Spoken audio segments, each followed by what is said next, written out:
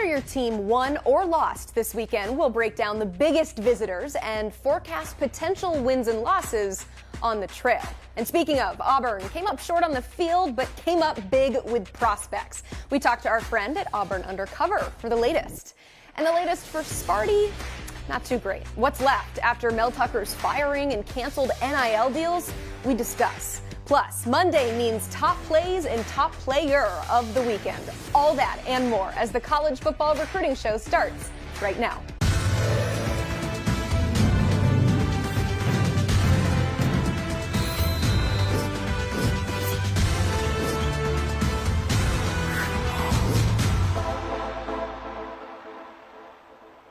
Alongside Blair and Gulo, I am Emily Proud. Submit your questions in the chat, and the only way you can do that is by subscribing to the 24/7 Sports YouTube channel. Also, please like this video so we know that you're watching. Blair, I love starting things off on a high note, and Lahainaluna High returned to the field for the first time since the devastating wildfires on Maui, and they did so with a 42-0 win over Baldwin. Blair, how great was it to see the Lunas back out there?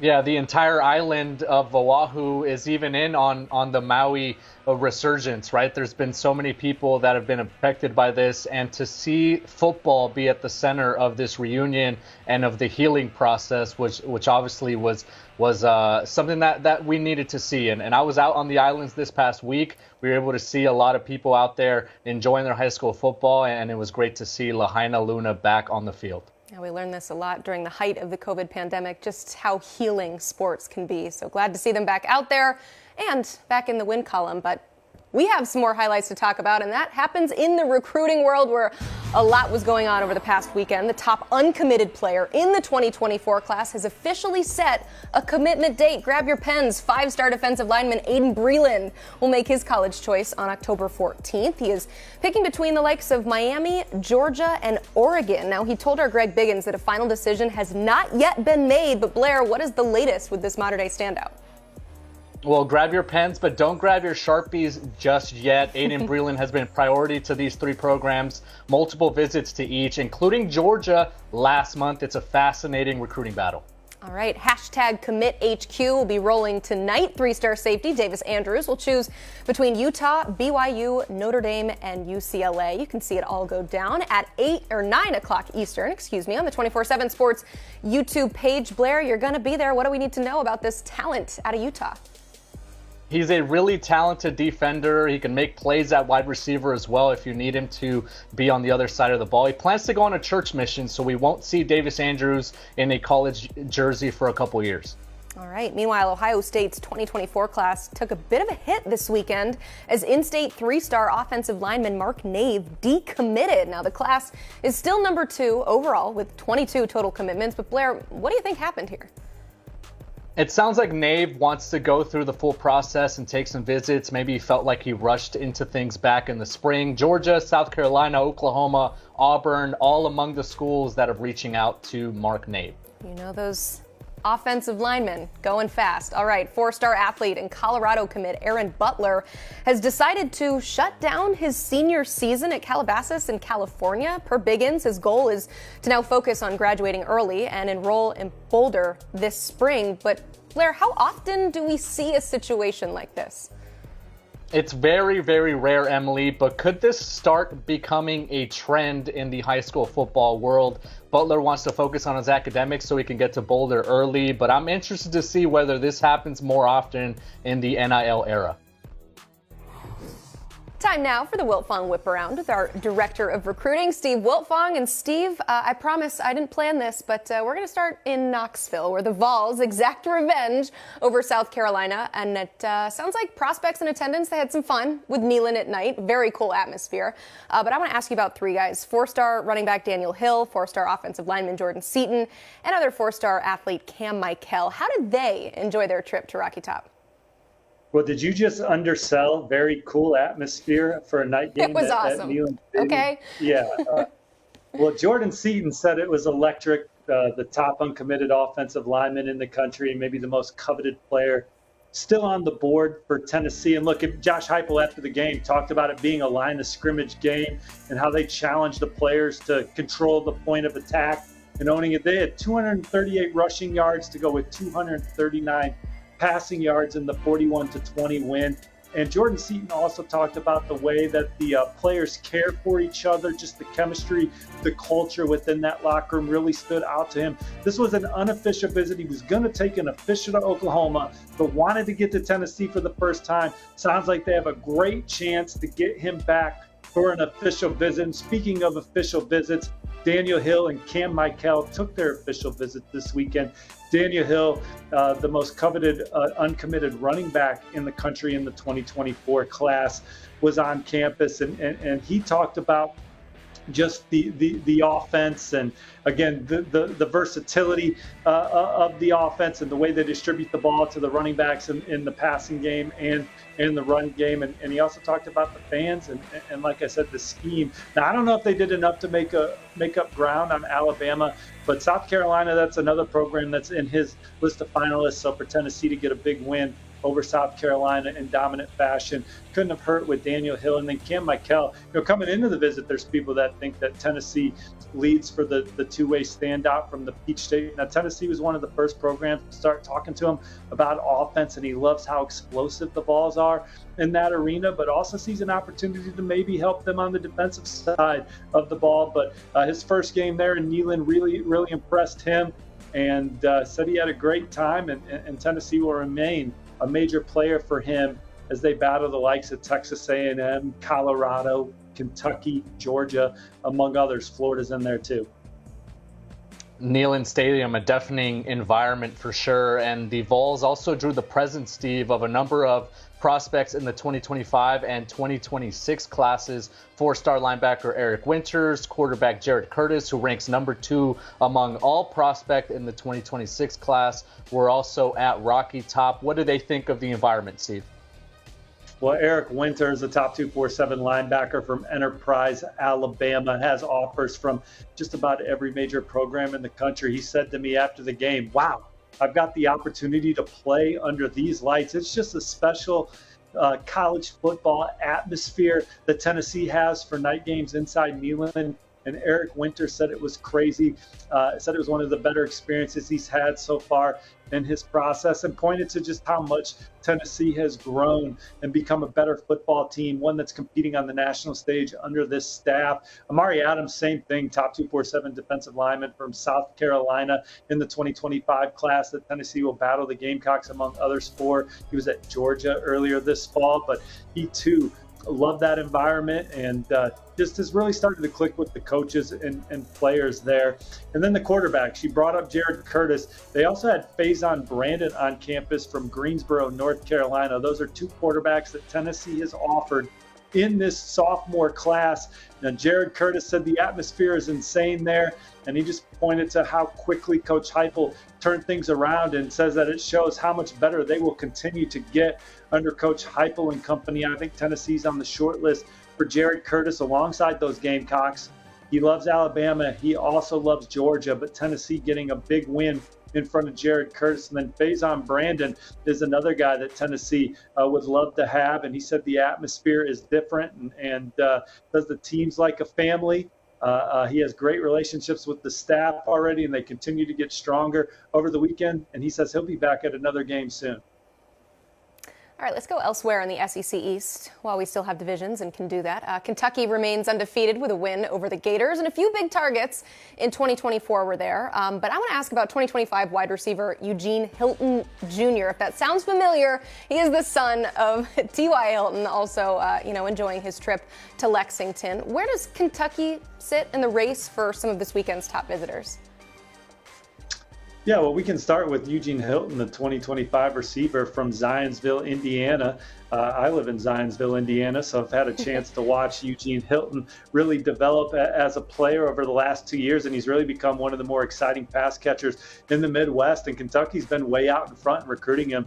He's told me back in the summer that they've done the best job recruiting him and doubled down on that this fall. And following his visit to the game on Saturday, he said this is definitely the place to be. He said it was amazing here, and the fan support really stood out to him. And then going to those two 2024 guys that they had on campus that are uncommitted, top 247 defensive end Brian Robinson, who's going to announce his commitment later this week. I have Kentucky on the 24/7 Sports Crystal Ball, and he said it was truly amazing. As always, his relationships with Coach Marrow, Coach Stoops, Coach Brad White, Coach Courtney Love have never wavered. And just talking to those guys about stuff off the field resonates as much as on the field. And certainly he loves the hard-nosed defense that Kentucky's historically had under Coach Stoops. And then Donovan Hamilton's another receiver from the Indianapolis area that Kentucky has offered. And I think Kentucky's the one to beat for him as well. He's having a fantastic senior year for Hamilton Southeastern. And he said Kentucky would be a good fit for him in a lot of ways, but specifically pointed to the fact that they need more big receivers. And he thought that could be a role that he would fill for them down the road. But he also said the whole staff cares for the recruits, and that genuineness resonated with him on his visits. I think Kentucky can land all three of those guys as it stands right now coming out of their win over Florida. Let's talk about two teams that took L's this weekend, Steve. And first, with Auburn, they might have lost to Georgia, but I think they made an impression on a number of recruits. Some of the players that were on campus, Florida State commit KJ Bolden, Alabama commit Jeremiah Beeman, 4 stars, LJ McCray, and Nye Carr as well. What's the buzz coming out of Auburn's big visit weekend? Well, KJ Bolden took 2 visits there back in the spring and fell in love with Auburn. Obviously, he's not committed to the Tigers. He's committed to Florida State. But I think that when you just ask him about the coaching staffs he feels most comfortable around, Auburn would be one of the first that he mentions. And he thought it was going to be a blowout. He told Christian Clemente from Auburn Undercover it obviously wasn't. Auburn gave Georgia everything they could handle in that ball game. And then I talked to KJ's dad, and he said the environment was crazy. And you can tell Freeze came to not just compete, but to win. And Auburn's got a lack of depth and playmakers on both sides of the ball. KJ Bolden would certainly help fix that in the secondary. And KJ said he's looking at Auburn a little different coming out of the visit. And I still think it's an uphill road to flip from Florida State, but Auburn continues to make him feel comfortable. Jeremiah Beeman, he talked highly, the top 247 defensive lineman and Alabama commit, talked highly of Jeremy Garrett, Auburn's defensive line coach, and said he's a game changer in his recruitment. Again, that's going to be a tough flip, and Jeremiah is also looking hard at Colorado. He was in Boulder earlier this month, but he said the environment on the Plains was great, fan base was amazing, and said that he thinks this program's turning around under Coach Freeze. Nye Carr is a top 247 receiver who recently decommitted from Georgia that quickly took this visit to Auburn. And he sees a major need at the wideout position to come in and be a playmaker, but loved the resiliency and how Auburn was able to give the reigning champs such a tough game. Now he's going to be at Miami this weekend. I think Miami is the one to beat for Nye Carr, but Auburn gave him a lot to think about. And then you have top 247 defensive lineman LJ McCray, who talked to Christian Clemente from Auburn Undercover about how hard Auburn played. And now he's talked in the past to me about his great relationship with Coach Garrett. He feels like the program's going in the right direction, and he too believes in Coach Freeze. So Auburn moving the needle with some elite players as they try and push towards a top 10 recruiting class. And that's one that could also include top-ranked JUCO safety Laquan Robinson, who loved his visit too, guys. He's going to be at A&M this weekend, but Auburn setting the tone for Robinson. Yeah, Hugh Freeze putting in some work into his first full class in 2024. We're going to talk to Christian Clemente in just a little bit, but first I want to turn the page to 2025 for the Tigers. You've got 4-star quarterback Antoine Hill Jr. and 4-star running back Alvin Henderson, both in attendance this weekend. Where do things stand with those guys? Well, they're a front runner for Antoine Hill, the top 247 quarterback from Houston County High there in the Peach State. This was his first game in Jordan-Hare Stadium, and he said the atmosphere and tradition they got going there is electrifying, and the performance against number 1 ranked Georgia shows a lot about the impact Coach Freeze and this staff have quickly had in rebuilding a program on where it's supposed to be. And the other thing that really caught his eye with Coach Freeze is just putting his current quarterback, Peyton Thorne, in the best position to make plays with his skill set. He says that just shows you that Coach Freeze takes what he gets and then gets the best out of them. And so he's excited to potentially play for a coach like Coach Freeze. And then I think Auburn has set the tone with Alvin Henderson at this point in his process. It said it was loud and electrifying, and being around the alumni players that were there and getting around the commits and coaches he had a great time with that. So Auburn's in a great position for him. And another in-state player they're in a great position for is Zion Grady, one of the most coveted edge guys in the country. He told me Auburn continues to feel like home. So Auburn's going to have a chance to sign a great class in 2025, one that could include all three of these guys. Like Auburn, Colorado came up short on the field against USC, but they took more positive steps on the recruiting trail, Steve. Michigan State commit Nick Marsh was in Boulder, as well as Texas A&M commit Cameron Coleman, and one of the elite running backs in the 2025 class, Jordan Davison. What are they saying about their time open Folsom Field? Well, Colorado showed a lot of grit and promise in front of these three dynamic playmakers. They watched a Colorado team erase a 34-point deficit and lose 48-41 with a chance to recover an onside kick that Lincoln Riley, they had to be nervous. They were outgained by Colorado 564 to 498. So these guys, Nick Marsh, Cam Coleman, Jordan Davison, seeing an offense that is one of the most electric offenses in college football right now. Now, talking to our colleague Alan True, 24/7 Sports national analyst based in the state of Michigan, he thinks Nick Marsh is aiming to get back for an official visit. I had a chance to talk to Nick Marsh after his visit, and he said there's a need for wideouts still, and he really enjoyed that atmosphere in Boulder and talked about the work ethic that he saw from that program in his short time out west there. He really enjoyed that. And then Cameron Coleman, I was hearing early in the week that visit was going to get pushed to later, but his family said, hey, you got to go out and see it. And talking to people that spent time with Cameron Coleman, the Texas A&M commit, that he had a great experience as well. And this is a guy that Colorado is really going to push for here moving forward. Then Jordan Davison, this was his second time on campus, had a phenomenal visit back in January. He said great atmosphere, great coaches, great fans. The way they get the ball to their running backs in space continues to stand out. And then also how Colorado goes about his business. But the culture they're building, I think that resonated with all three guys in Colorado. They put on a show offensively and showed that they're going to be potent under Deion Sanders and company. And they see an opportunity to keep that train rolling. Definitely a show offensively and on the sideline. It's pretty cool when you see a star-studded event in Boulder. Steve, it's about that time of the program where somebody gets in my ear and tells me, you already know to ask for likes. Less than half of you watching right now have hit that like button. We can do so much better than that. Steve is telling you, hit that thumbs up button. It'll make us feel so much better. You know what makes us feel better, too, is when we talk about programs that we don't usually mention on this show. And this is definitely one of them. Sitting at number 26 in the AP Top 25, that's Maryland. The Terps, 5-0 to start the season and has really caught the attention of an in-state talent in safety, Fahim Delane. He is the top player in Maryland in 2025 and the number 3 safety in his class. So how is that pursuit now going, Steve? Yeah, a lot of recruits are buzzing about Maryland behind the scenes right now, but this is the crown jewel right now in the 2025 class, Fahim Delane from Ole Miss Good Counsel, who was back on campus this past weekend. And he said, I saw they have everything they need to become national contenders, including the fan base. He likes Coach James Thomas Jr., the outside linebackers coach, special teams coach, and then defensive coordinator Brian Williams. And that defense have impressed him. And then just building Maryland back up. He said just the amount of time and investment that Coach Loxley has poured into his home program is inspiring home athletes like Fahim Delane and company to stay home. He said the defense is playing fast and physical and aggressive. And then he added, it's always going to be the hometown team in the running for me. And we've seen them win out for guys like Stephon Diggs and Nick Cross in the past. And this would be another major coup if they can keep Fahim Delane home over what is a national offer list. And he's certainly thinking about it. Ole Miss is another team we need to touch on, Steve, after their big comeback victory against LSU. In-state target Michael Johnson Jr. was one of the big visitors that got to see the fans storm the field there at Ole Miss. What kind of impression did Lane Kiffin and that staff make on the in-state target?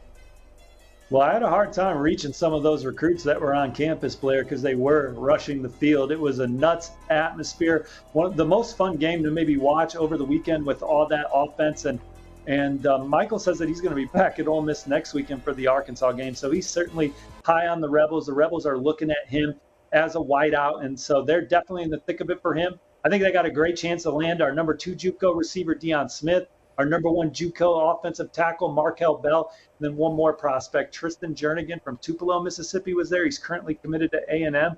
If they could maybe get out the spatula for him, they're trying to get him back for an official in December. Be really big game on if they're able to get that official on the schedule. I'm hearing a lot of offensive prospects, Steve, though, but not a lot of defense happening in that game. So hopefully Lane Kiffin's working on that side of the ball on the trail as well. We have a viewer question that I want to ask you. This one comes from JM33 saying, where are you leaning for 3-star Davis Andrews before his commitment tonight? Well, Blair Angulo and I have been working that story together, and Blair will be hosting Davis Andrews' commitment later tonight on the 24/7 Sports YouTube channel. I like where Utah stands. Now, back in the summer, we like Notre Dame, but Utah getting them back to campus a couple times, getting them in that game atmosphere, continuing to show the type of defense that they play, and just really the comfort level of taking a mission and being able to seamlessly come back to a place like Utah. I think all those things have Utah in great position to add one of their most coveted targets here in the 2024 cycle tonight when he announces on the 24/7 Sports channel with our buddy Blair Angulo. Thank you, Steve. You heard the man. You can watch that commitment right here on the 24/7 Sports YouTube channel. Highly recommend that you subscribe if you are not already. That way, you'll never miss this show or the many live commitments we do. Well, coaches, they don't like to claim moral victories, but we can. A one-score game with the defending two-time champs with a head coach in his first season, I think would qualify as that. Now, Auburn also making moves in the 2024 class, up to 14 with 18 commits in Hugh Freeze's first full cycle. Pretty solid start to 2025, too. 3 commits already in the fold, a top 10 class this weekend. Definitely going a long way toward building it up even more. Let's talk more Tigers with our friend Christian Clemente of Auburn Undercover. Christian, we just talked to Steve about some of the big visitors, but I have one more to ask you about. What did 3-star offensive tackle Faber Edwin think about his trip to Jordan-Hare? Yeah, Emily, he absolutely loved it. This is a guy who came over to America from Nigeria, still really new to football, pretty raw player there at offensive tackle, but you want to talk about a great piece of clay, a moldable piece of clay there at offensive tackle. Doesn't get much better in terms of a frame than Faber Edwin. And this is a guy who came over and was playing basketball. The last time he was at Auburn was 2 years ago for a basketball camp, actually.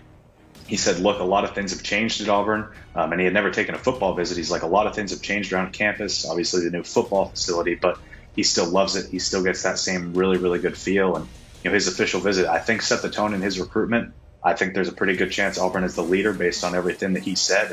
And, the connections he has to Auburn as well. Out of Eagles Landing Christian Academy, Colton Hood, Auburn's true freshman cornerback, is a guy that he is really, really close with from his high school days. Colton played at Eagles Landing Christian, and he said that Colton was a big reason why he actually even started playing football, coming over from basketball. So he leaned on Colton quite a bit this weekend. He feels really good about the plan that Auburn has for him at offensive tackle. Need a little bit of help there, but the development. Hugh Freeze has had Laramie Tunsil in the past at Ole Miss, so he really likes Auburn, and I think Auburn is the team to beat right now. There were 2 other notable 2025 recruits on campus this weekend. 5-star wide receiver Ryan Williams, who's committed to Alabama, as well as 4-star quarterback KJ Lacey, who's committed to Texas. Chris, how is Auburn doing with these 2 in-state teammates? Yeah, they're definitely starting to make a move, and they need to. These are 2 really talented guys, both out of Saraland in the state.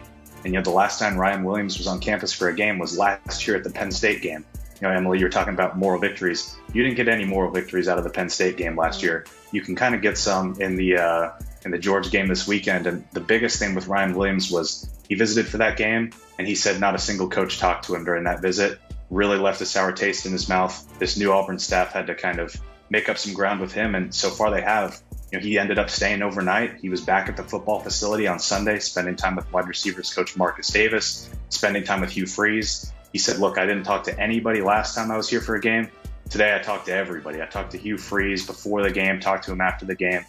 There's a good reason Auburn's making him such a big priority in 2025. He's probably a generational talent there at wide receiver. And then in terms of KJ Lacey, Steve talked about Antoine Hill as a 2025 quarterback. KJ Lacey's another one of those guys that Auburn likes quite a bit. Ground to make up because of his commitment to Texas. And, we'll see where things stand. A little unclear on where he stands in the recruiting board for quarterback there in 2025, but really talented player. And if it helps you with Ryan Williams, I think any school would be pretty interested. And he's obviously very talented in his own right as well. Talk about another flip Auburn is working on the other side of the ball. Miami commit four-star safety Zaquan Patterson. Now, he was also on campus this weekend, but how are you feeling now about the Tigers' chances to potentially flip him? Yeah, I still think there's some work to be done, but there are folks at Auburn that feel optimistic, I think would be the best way to say it, with their chances to try and land Zaquan Patterson.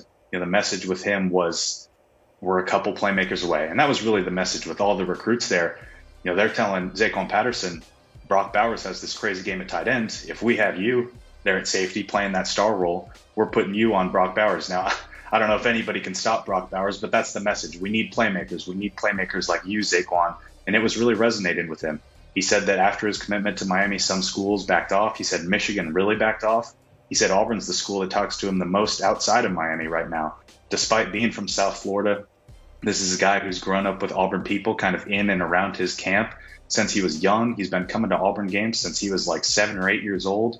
He's always had Auburn kind of in a special place in his heart. He ends up sticking closer to home with Miami when he commits, but he's expected to be back for an official visit. This is one that Zach Etheridge, Auburn's secondary coach, is working really hard, and Hugh Freeze is obviously involved as well. Some huge names on campus this weekend. Auburn working on a class that's already inside the top 15 nationally. Who do you have on potential commit watch, Christian? Yeah, I mean, we already talked about Favor Edwin. I think there's a really good chance Auburn gets him in the boat here pretty soon. He said he wants to take an official visit to Clemson there early in November, but outside of that, Alabama's in the mix as well, but I really think Auburn is the team to beat there right now. And then the other one is JUCO safety Laquan Robinson. Auburn's still after KJ Bolden. They're after Zaquan Patterson, but they need a lot of help at safety for the future. And we saw Jalen Simpson had a pick. He's probably headed to the NFL. Zion Puckett is about to graduate.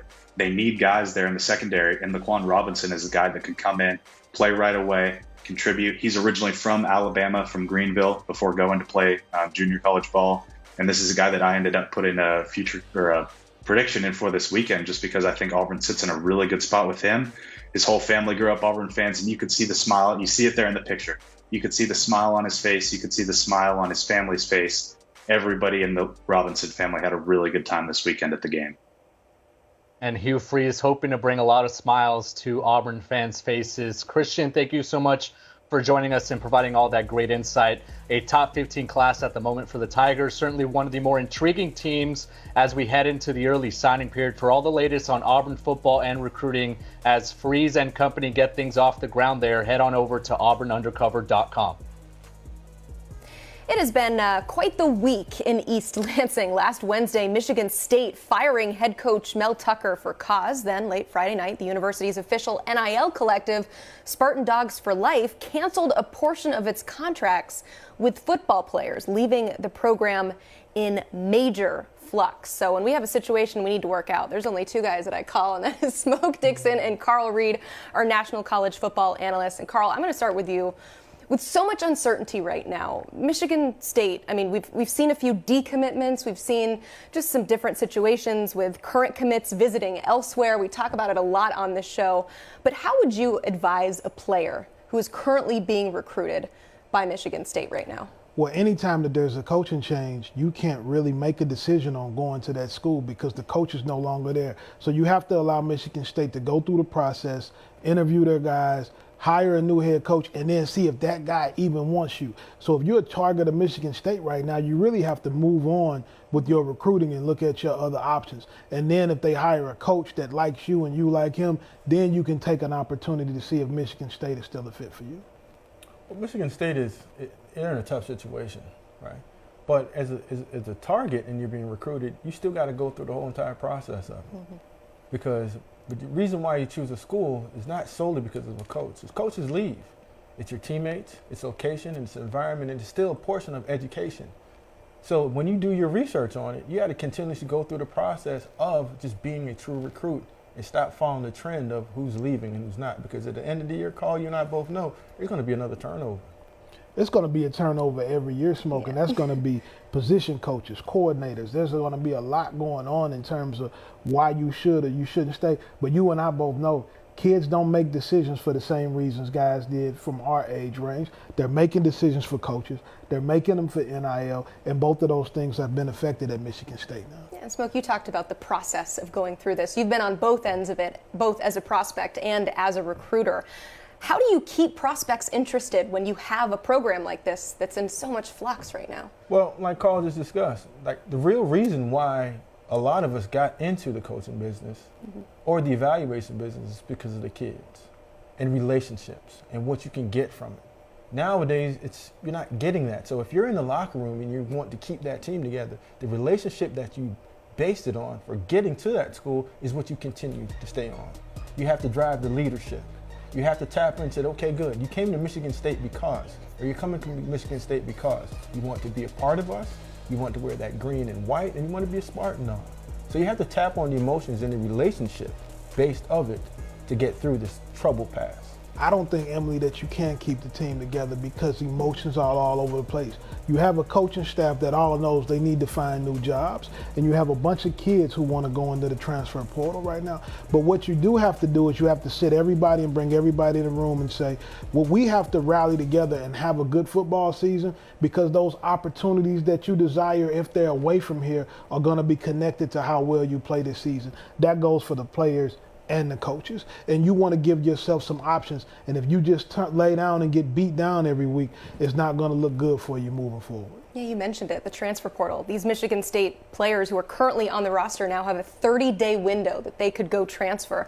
So what do you tell somebody who's currently on the roster, Carl, about what they should do for the rest of the season? It depends on the situation they're in because everybody's situation is different. If you're a third string guy, you better stay there and keep fighting. If you're one of those guys that's a starter and you have some real opportunities to go other places, then they deserve the right to go explore those options, especially while they don't know who the coach is.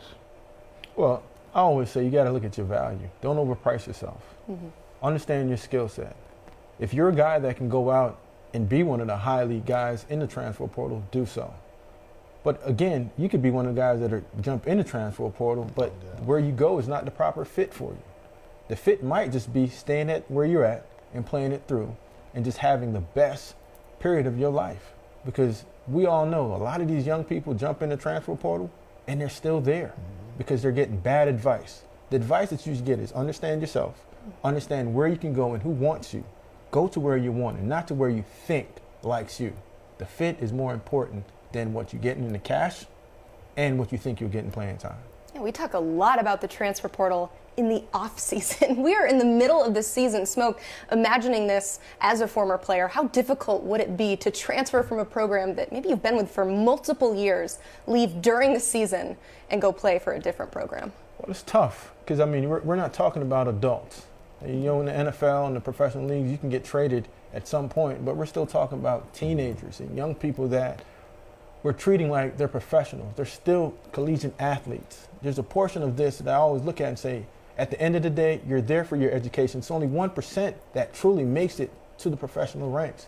So instead of the adults that's forcing these kids or trying to give these kids information on leaving school, maybe pour a little bit more and say, hey, listen, stick around, get your degree, and if you are going to be an NFL player, scouts are going to find you wherever you're, Division 1, 2, 3, 4, 5, or even independent league.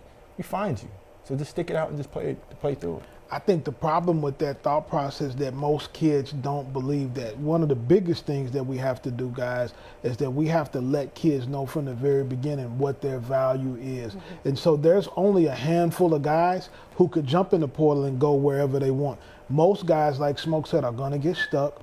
Most guys are not going to end up playing at the same level. If you leave in the Big Ten, they're going to drop to a lower conference, maybe even a lower division. And then some of them are even going to not get picked up at all. So you have to get out of your own emotions and your feelings, and you have to get good advice. You have to talk to people that really are connected inside the sport. And every player doesn't have access to those kind of people. Yeah, Michigan State fans right now going, okay, now what do? We have over half of a season left to play. A lot of these NIL contracts have been canceled. There's the transfer portal. We're looking at current recruits decommitting and choosing not to go to Michigan State. But you got a lot of football left to play. So, Smoke, how do you keep this locker room together? Well, you got to tap into, like I said, pride. You got to tap into what do you want your journey to look like. Run your own race. Because at the end of the day, we all know that your race is your race. I can't run Carl's race for Carl. I think that in this situation, everybody needs to just relax. Yeah. There's going to be coaching changes Every year there's going to be several of them. We're still going to have several more to go. And in this era, anytime that there's a firing or a coaching change, the knee-jerk reaction is go on the portal. The knee-jerk reaction is decommit. And it's nothing to panic about. Michigan State decided to move on from their head football coach. They're going to hire another coach. Michigan State is a good job. They're going to hire a good football coach, and you have to give that an opportunity to work for yourself. That coach is not going to be in a position to necessarily run everybody off anyway. He's going to need bodies. He's going to need guys to play in the spring. He's going to need other guys to play. So I think that if you're a Michigan State fan, you just relax and that you just go through this period of a couple months until you get your new coach, and then you get behind him. But we also know that there's going to be at least 2 to 4 coaches that's currently on this Michigan State staff that sticks around to the next staff. So understanding who those guys are going to be, your stronger recruiters, the guys that have true relationship within that building, and your personnel department, your player engagement is also going to be there. So it's not going to be a total overhaul. And if you have any dreams or aspirations of playing in the NFL, this happens yearly. So adapt, overcome, push on, and move on. And sometimes adversity gets the best out of us and makes us into a better person. Yeah, definitely a tough time right now. Michigan State losing 3 of their last games. Still have to play Penn State, Ohio State, and Michigan all left on the schedule. But as the coach said, just relax. It's all going to be okay. Thank you both. Thank you. You know it. I've been on top for so long. Yeah, you know it. I've been on top for so long. Top.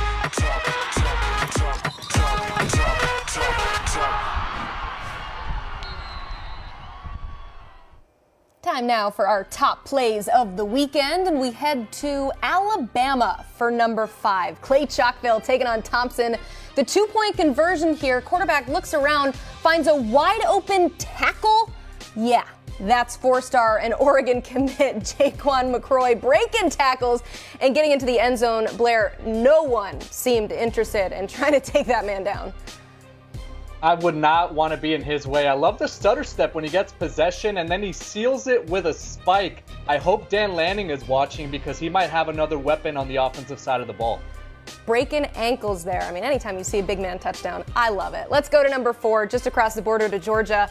Number 5, Buford taking on Collins Hill. Georgia commit. Number 1 player in 2024, Dylan Raiola, hitting that man. The number 1 safety and Florida State commit, KJ Bolden. It's a 5-star to 5-star connection, and Buford wins it easily, 43-0.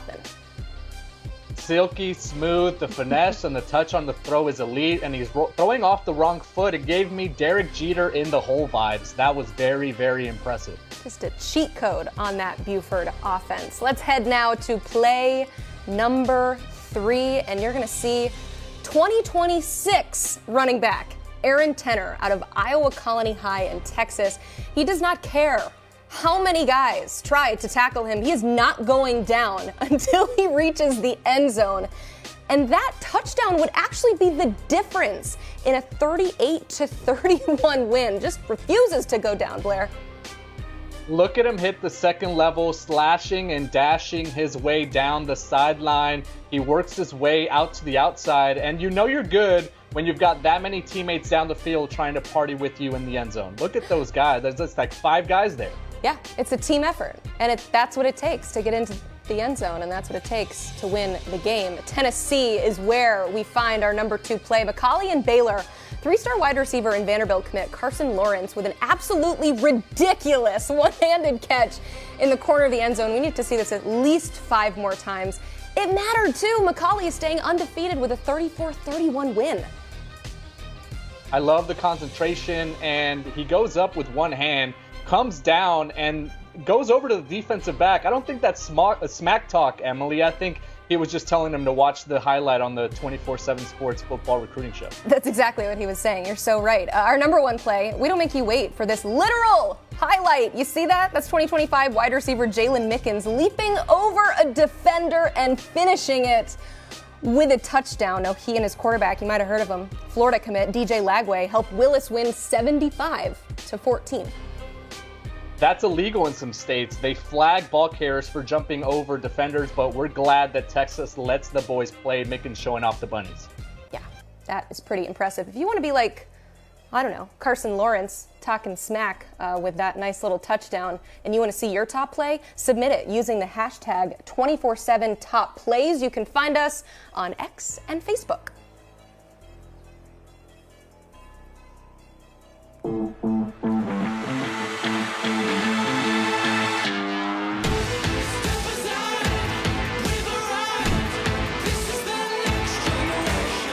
This guy is a blur on tape. He zigs and zags. He's a player to potentially make an impact from day one.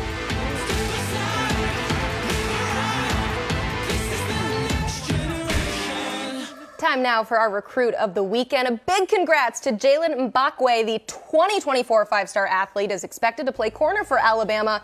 But right now, he plays both ways for his high school, Clay Chalkville. On offense, he accounted for 286 yards and 5 touchdowns. Blair, how excited should Alabama fans be to get this guy on campus?